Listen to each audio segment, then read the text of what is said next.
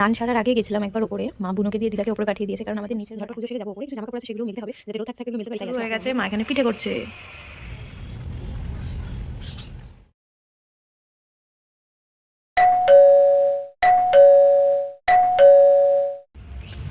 Hello সবাইকে, good morning.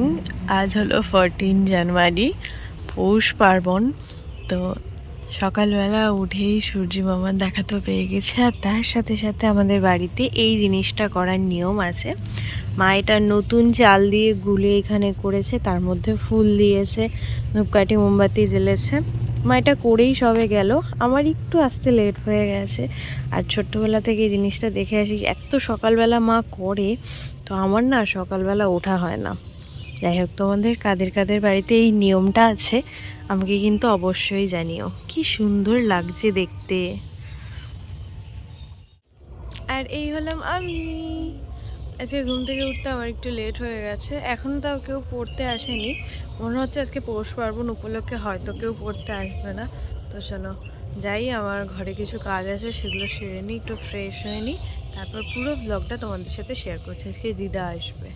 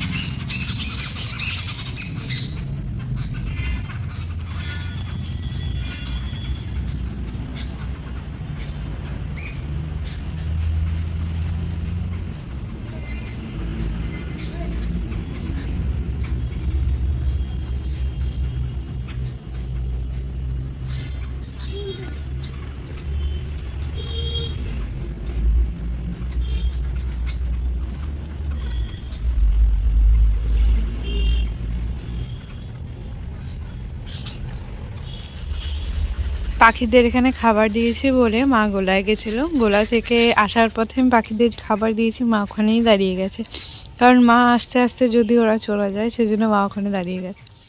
ওদেরকে পরিয়ে ছেড়ে দিয়েছি, সকালে পাখিদের খাবার দেওয়া হয়ে গেছে, আর সকালে টিফিনটাও আজকে আমরা করে নিলাম। এখনও আমার হাত ধোয়া হয়নি। আমাদের এই ডাইনিং টেবিলটা ঘরে এমন জায়গাতেই রাখা, সেখান থেকে না পুরো সামনের গেটটা দেখা যায় কে আসছে বা কে না আসছে। তো সেখান থেকেই দেখলাম, ওই দেখো দিদা আসছে। এই ভিডিওটা হয়তো তোমরা ভীষণ তাড়াতাড়ি দেখছো যে আমার দিদা কত তাড়াতাড়ি হাঁটছে, কিন্তু আমার দিদা সত্যি এত তাড়াতাড়ি হাঁটতে পারে না। আগে হয়তো এর থেকেও জোরে হাঁটতো, এখন খুবই আস্তে হাঁটে। আর কালকে দিদা আসার আনন্দে কানে টুপি পরিনি, সোয়েটার কিচ্ছু সেভাবে পরিনি, কোনো মতে চাদর চাপা দিয়েছিলাম, তাই এখন আমার গলার অবস্থা এতটা খারাপ। তো দিদা এসছে, দিদার প্রথম আবদার আমাকে একটু চা করে দাও। আর দিদা আসা মানে আমাদের একটা খাবার আসা, সেটা হলো চিপস। এখন ঘড়িতে সময় 10:30 বাজে। তো চলো দিদা একটু বসুক, চা টা খাক, আমি আগে স্নানটা সেরে নিই। স্নান সারার আগে গেছিলাম একবার ওপরে, মা বুনোকে দিয়ে দিদাকে ওপরে পাঠিয়ে দিয়েছে, কারণ আমাদের নিচের ঘর এত পরিমাণে ঠান্ডা, আমরা সোয়েটার টুপি পরে থাকলেও যেন রীতিমতো কাঁপি, সেটা তো সেই জন্যে দিদাকে ওপরে পাঠিয়ে দিয়েছে। আর এখানে দিদার জন্য মা সকালে টিফিনটা করে নিয়েছে। দিদার জন্য তো খাবার নিয়ে চলে এসেছি, দিদা এখানে খাওয়া দাওয়া করে নিক। আর গতকালকের কিছু জামা কাপড় ছিল সেগুলো মেলে দিয়েছি। আমি এই সবে ছাদে এলাম, এখন আমি আবার নিচে যাব। কিন্তু তাছাড়াও আমাদের এই গাছটাতে দেখো কত ফুল ফুটেছে। এই যে ফুল কুড়ি কুড়ি, মানে এইরকম একটা ডাল, মানে গাছ আমি চেয়েছিলাম যে গাছটায় পুরো সব ডালে ডালে কুড়ি থাকবে। কি সুন্দর লাগছে গাছটা দেখতে।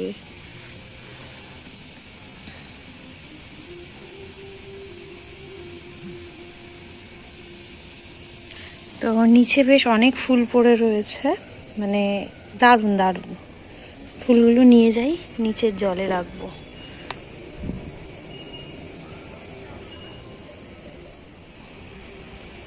তো চলো ফুলগুলো নিয়ে আমি যাই নিচে, আগে স্নানটা সেরে নিই, আজকে আমার ভালো লাগছে না। আর এই যে দিদা একটু বসো। ভিডিওটা সবাই কোথা থেকে দেখছেন অবশ্যই কমেন্টে জানিয়ে যাবেন। আপনাদের করা ওই মিষ্টি মিষ্টি কমেন্ট পড়তে আমার ভীষণ ভালো লাগে। যারা চ্যানেলে নতুন আছেন অবশ্যই চ্যানেলটা সাবস্ক্রাইব করে নেবেন, পাশে থাকা বেল বাটনটা বাজিয়ে দেবেন, যাতে পরবর্তীতে আসা সকল নতুন ভিডিওর নোটিফিকেশান আপনারা সবার আগেই পেয়ে যান। ফুলের এই জায়গাটা ঘরে ঢুকতে একদম সামনেই পড়ে, চোখে পড়ে, দেখতে ভীষণ সুন্দর লাগে। তো এর মধ্যে নর্মাল জল রাখি না, ফিল্টারের জলই রাখি। তো অনেক দিন পর পর জলটাকে চেঞ্জ করতে হয়। আজকে জলটাকে চেঞ্জ করতে হবে, তার সাথে জারটাকেও একটু ক্লিন করে নিতে হবে। জলটাকে চেঞ্জ করে নিলাম, কারণ জলের রঙটা একদম ঘোলাটে হয়ে গেছিলো। আর যে নতুন ফুলগুলো আনলাম এগুলো একবার জলে দিয়ে দিচ্ছি, যেহেতু পুরো রোদে ছিল তাই একবার জলের মধ্যে ডুব দিয়ে দিচ্ছি। দিয়ে এগুলো তো ভেসে থাকবেই, বেশ সুন্দর লাগে কিন্তু এই জিনিসটা আমার ঘরের মধ্যে।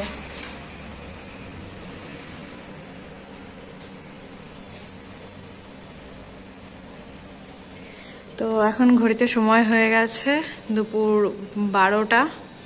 আমি যাই আগে স্নানটা সেরে নিই।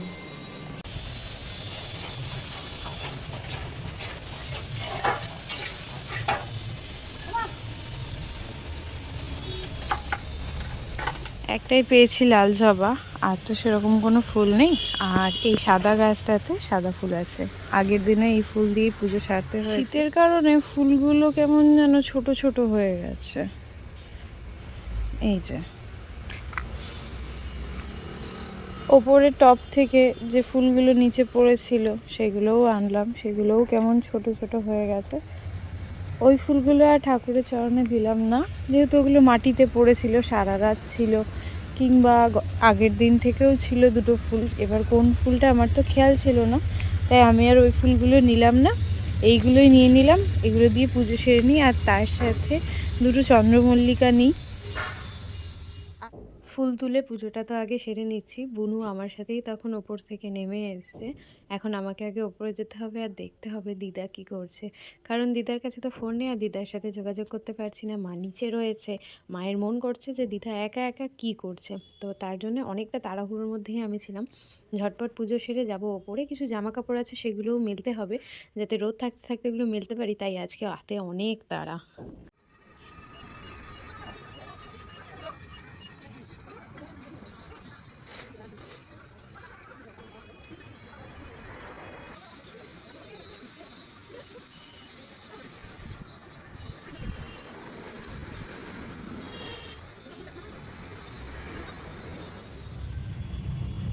স্নান সেরে চলে এলাম ওপরে।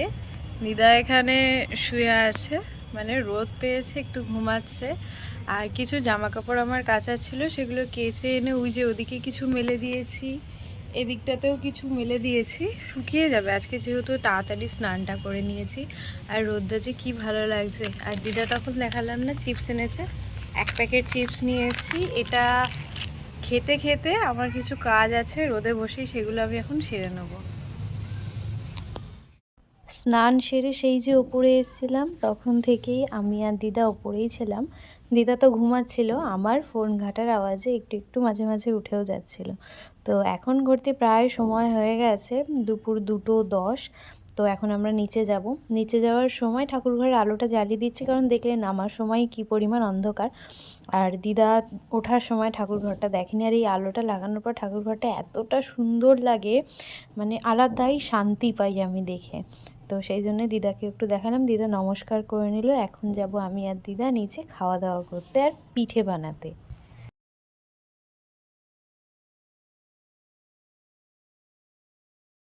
আমরা চলে এসেছি নিচে, আর এদিকে কিন্তু মায়ের পিঠে করা শুরু হয়ে গেছে। মা এখানে পিঠে করছে, এটা গুড় জাল দিচ্ছে দুধের সাথে। এটা খাওয়া যাবে?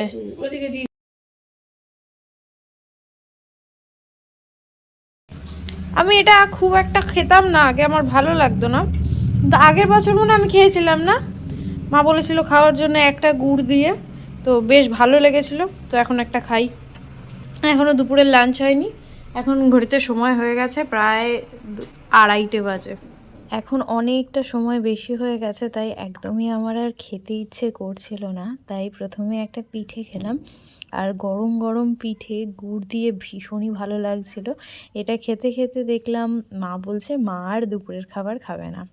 তো তার মধ্যে আবার মা আমাকে মিষ্টিটাও একটু চেক করতে দিয়েছে যে ঠিকঠাক কড়া মিষ্টি হয়েছে কিনা। সেটা চেক করে দেওয়ার পর আমার মনে হলো যে কোনোখানে হয়তো আমার অল্প একটু ভাত খেয়ে নেওয়া উচিত, কারণ সন্ধেবেলা আবার পড়াতে বসবো। তো একটা শুধু শুধু খেলাম, তো বাবু আর বুনু অলরেডি গুড় দিয়ে খেয়ে গেছে আর আমার জন্য গুড় রেখেছে, তো এখন আমি এটা দিয়ে খাবো। অনেক রকমই খাবার আছে যা আমি খেতে পছন্দ করি না, যেমন মাটন খেতে আমার ভালো লাগে না। তারপর অনেক মাছ আছে সেগুলো আমি খেতে পারি না। আগে তো শাক খেতে পারতাম না, এখন মোটামুটি একটু একটু করে নাক চিপে চিপে আমি শাকটা খাওয়া শিখেছি। এবছর আমি প্রচুর পালং শাক খেয়েছি, এবছর না 2025 সালে প্রচুর পালং শাক আমি খেয়েছি। তো তার সাথে 2025 সালে আমি পিঠেটাও খাওয়া শিখেছি। বুনু আমাকে বলছে মাটন খাওয়া শিখতে, কিন্তু মাটনে না আমার একটা কেমন গন্ধ লাগে, তো সেই জন্যে আমি খেতে পারি না। বুনু বলে গন্ধ হয় না, কিন্তু তাও আমার যেন দেখলে আর খেতে ইচ্ছা করে না। মানে আমার সামনে না থাকলে মনে হয় ঠিক আছে নেক্সট টাইম আমি খাবো, কিন্তু যখন আমি চোখের সামনে দেখতে পাই তখন আর আমার খাওয়ার ইচ্ছেটা থাকে না। তো এই আর কি। বাট পিঠেটা আগে আমার ভালো লাগতো না, এখন খেয়েছি আমার মনে হয় বেশ ভালোই লাগছে আমার পিঠেটা খেতে। আমি এতদিন ভাবতাম যে কী মিস করেছি না খেয়ে। যাই হোক, এখানে বকর বকর করতে করতে পিঠে খাওয়া হয়ে গেছে, তো চলো খাওয়া দাওয়াটা একটু একটু করে নিই। মা আজকে আমার ভাত মাখিয়ে দিয়েছে। আজকে আমাদের লাঞ্চের মেনুতে ছিল ডাল, সাদা ভাত আর বাঁধাকপি। সাদা ভাত আর এখন নেই, ওটা মাখা হয়ে গেছে। তো বাবু আর বুনুর খাওয়া হয়ে গেছে, মা আজকে ভাত খাবে না, মা পরোটা খাবে। তো চলো আমি এখন ভাতটা খেয়ে নিই আগে। খাওয়া করার পর আমি পুরো বিছানার মধ্যে আটকে গেছিলাম, কিন্তু হঠাৎ আমার ডাক পড়েছে, এখানে দিদা মা অনেক রকম পিঠে বানাচ্ছে, আর মনে হচ্ছে যদি সম্ভব। না না না, তুমি পারো, খুব ভালো। পাটিসাপটা হচ্ছে দেখো কি বানিয়েছে, তুমি করো। তো এটা তো হয়ে গেছে, আর এটা এখন পার্সেল হয়ে যাবে দিদা বাড়ি।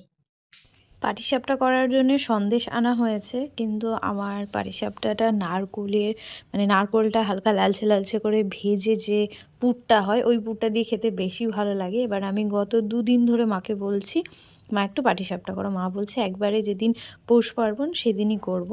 তো আমি তো তখন দেখে গেলাম পাটিসাপটা দিদা করছে বেশ ভালো। কি মনে হলো মাকে জিজ্ঞাসা করায় মা বলছে সন্দেশ দিয়ে করছে। তাই কিছুটা নারকেল রাখা ছিল ফ্রিজে, সেটাকেই এখন আমি কুড়োতে বসেছি। এটাকে হালকা ভেজে একটু লালচে লালচে করে নেব, গুড় দিয়ে মিশিয়ে যে পুরটা হয় ওটা দিয়ে পাটিসাপটা খেতে ভালো। একটা কথা আছে না, কপালে না থাকলে কিছু হয় না। আমি গত 2 দিন আগে থেকে মাকে বলছিলাম আমার জন্য পাটিসাপটা করো, করছিল না। তো তারপর বললাম ঠিক আছে যেদিন করবে করো, সেটাও মেনে নেওয়া গেল। পাটিসাপটা হয়ে যাওয়ার পর দিদাকে তো প্যাক করে দিলাম, দিদা বাড়ি চলে গেল। আমি ঘরে ঢুকতে না ঢুকতেই দেখি ঘরে কেমন আওয়াজ, আওয়াজ কি না, বিড়ালে যে কটা পাটিসাপটা ঢাকা দিয়ে রাখা দেওয়া ছিল সেগুলো খেয়ে নিয়েছে, আর কিছুটা পড়ে রয়েছে। তো এখন যাই হোক, মনের মধ্যে অনেক কষ্ট নিয়ে বসে পড়েছি পড়াতে।